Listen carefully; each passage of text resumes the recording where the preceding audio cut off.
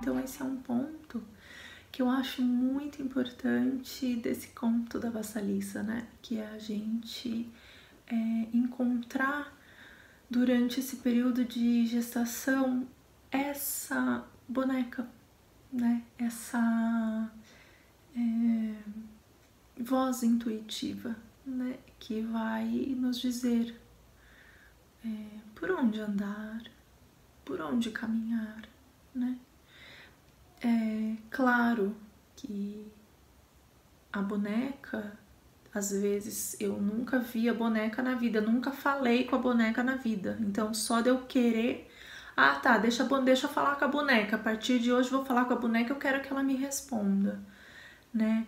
E às vezes a gente vai falar assim, mas a boneca não tá falando nada, né? Então é a gente também alimentar essa boneca, é a gente conhecer, alimentar, que é dar o pãozinho, né? Não deixar a boneca passar fome. Então, assim, e o que significa isso, né? Não deixar a boneca passar fome?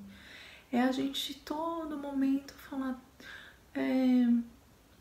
acostumar a se perguntar o que eu sinto sobre, o que eu sinto sobre determinada situação, o que eu sinto sobre essa comida, o que eu sinto sobre este local. E assim a gente vai começando a entender a linguagem dessa boneca, né? Então também não é algo instantâneo. Agora eu quero usar a minha intuição e aí a coisa tá resolvida, tá automática. Não, é também um constante treino e aprimoramento. Então a gente começa a perguntar, a gente começa a escutar.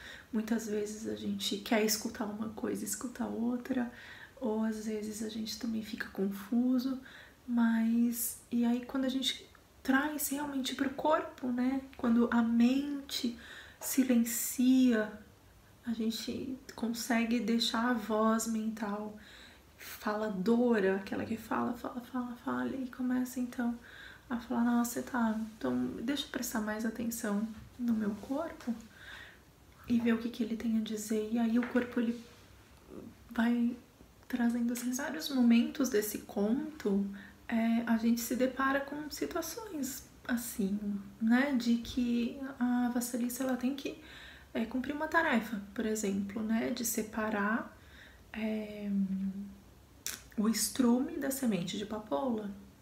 Aí ela fala, nossa, como é que eu vou fazer isso, né? Então, assim, separar, por quê? Porque vem uma avalanche de informações, né? As pessoas falando, não, mas a cesárea é muito melhor, não, mas o parto normal é muito melhor, não, mas o amamentar é tudo de bom, não, mas a chupeta também é necessária.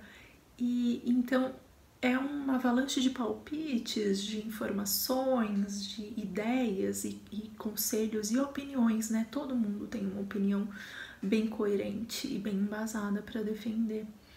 Então a gente também ter desenvolver um olhar seletivo, né? Um olhar seletivo para falar, nossa, então o que realmente eu quero guardar enquanto semente de papoula, e o que é precioso dentro desse monte de coisas existentes, né?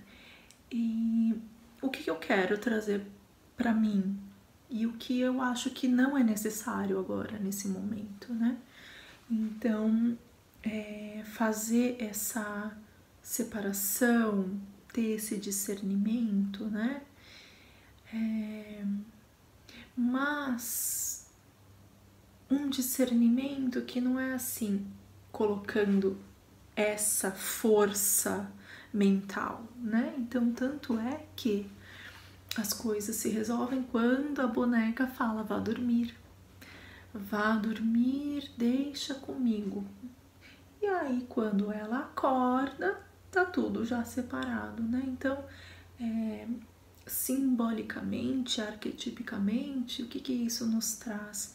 Nos traz que às vezes a gente, né, o que a gente já tinha falado, a mente quer trabalhar, e quando a mente adormece, a intuição ela pode atuar. Então aí a gente consegue no meio de tantos falatórios da pessoa que fala da cesárea, da pessoa que fala disso, da pessoa que fala do parto normal, da pessoa que fala do parto domiciliar, no meio disso tudo a gente fala, tá, aonde eu me encontro no meio disso tudo e como eu faço essa separação? Existem vários elementos nessa história que a gente poderia ficar aqui durante pelo menos umas 2 horas falando sobre os outros elementos, né? Mas sobre a Baba Yaga, né? Às vezes a gente fica super impressionada, nossa, é uma bruxa, nossa, ela é do mal e tudo mais, né? E na verdade a Baba Yaga é quem dá o fogo, né? O fogo é a luz, é a sabedoria. E às vezes essa luz da sabedoria, ela vem em forma, às vezes um pouco que a gente fala, nossa, que feio, que estranho, né? E nada mais é, né, se a gente quiser fazer uma relação com o trabalho de parto em si, né? Por quê? Porque o trabalho de parto a gente sabe que vai ter contração, a gente pode às vezes chorar, pode vir, né, um desconforto, vômitos, enfim, né, coisas que não tem um aspecto bacana, né, tem um aspecto meio, nossa, é meio feio isso, né, e na verdade é só a nossa mente julgadora que fala, nossa, mas isso é bom, isso é ruim, essa velha, ela tem esse aspecto todo horrendo, todo de monstro, e na verdade a Baba Yaga, ela vem com essa figura de que ela é nua e crua, ela é o que ela é, e ela, né, não precisa, a vassalissa não precisa se sentir intimidada e também não precisa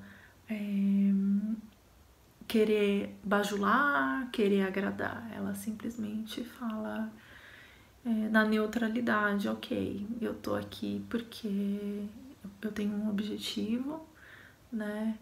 Ela não sabe se vai conseguir, então ela também não entra na casa da Yaga achando que ela vai super conseguir. Então isso demonstra quando ela fala, não, algumas perguntas não devem ser feitas, né? Então ela fala sabendo o lugar dela, sabendo, respeitando o mistério, não querer passar do ponto, né? Não querer assim um excesso de perguntas, um excesso de informações que às vezes vai me deixar mais preocupada do que confiante. Então, às vezes eu faço tantos exames toda semana, que às vezes eu posso encontrar uma certa dúvida. Eu tenho vários casos de mulheres que têm alguma alteração no seu exame de ultrassom, enfim, né, por exemplo. Bebê grande demais, nossa, o bebê não vai nascer porque tá muito enorme, né? E aí, quando nasce um bebê que tem pelo menos 500 gramas, já vi até erro de 700 gramas para menos, enfim, né, nessa margem, de um bebê que estava previsto para nascer ali com quase 4,2 kg e nasceu com 3,5 kg, por exemplo, né? Então, às vezes a gente fala, nossa, então eu tenho que fazer aqui ultrassom para ver o tamanho do bebê, para ver isso, para ver aquilo. E na verdade, nem o ultrassom é tão garantido assim. Existe sempre uma margem. E às vezes a gente, dentro dessa margem, a gente se preocupa e causa todo um transtorno, né, de preocupação. E quando a vassalissa, ela então consegue cumprir as tarefas, ela consegue, né, ter as respostas, consegue respeitar o mistério, consegue passar por todos esses momentos, né, desafiadores, aliado à sua intuição, ela então recebe da bruxa, da Baba Yaga, uma caveira que tem luz por dentro, espetada numa vara, né, para poder fazer o caminho de retorno. Então, quando a gente passa por esse trabalho de parto e a gente vê que, nossa, o trabalho de parto ele é real, ele é a caveira, né? Mas dentro dela existe essa luz tão poderosa que é capaz de acender o fogo de uma casa inteira, que é capaz de iluminar, de trazer o calor, de trazer... É a vida, né? Mesmo com a intensidade do trabalho de parto, com as contrações, a gente reconhece a grande luz e a grande sabedoria que está brotando dali, né? E essa luz, ela é capaz de transformar toda uma casa, né? E quando a gente faz um movimento de retorno, quando a vassalissa, ela consegue aquele fogo, ela, né, com toda a sua força, ela pega a caveira e fala, então vou retornar agora no seu pós-parto, né? Quando ela se depara com a madrasta e com as irmãs, que são aqueles nossos velhos conceitos, né? Os nossos medos, as nossas angústias, nossas expectativas, a gente, quando vem empoderada dessa luz, esses medos e essas inseguranças, quem eu era no passado, né? Ele simplesmente não sobrevive mais, né? Então, a velha pessoa que eu era, então a velha Fabiana que eu fui durante todos os anos antes desse trabalho de parto, ela dá lugar a uma outra pessoa, né? Uma empoderada, munida dessa luz, né? Independente do resultado do trabalho de parto. A luz, ela sempre vem porque toda a jornada foi percorrida.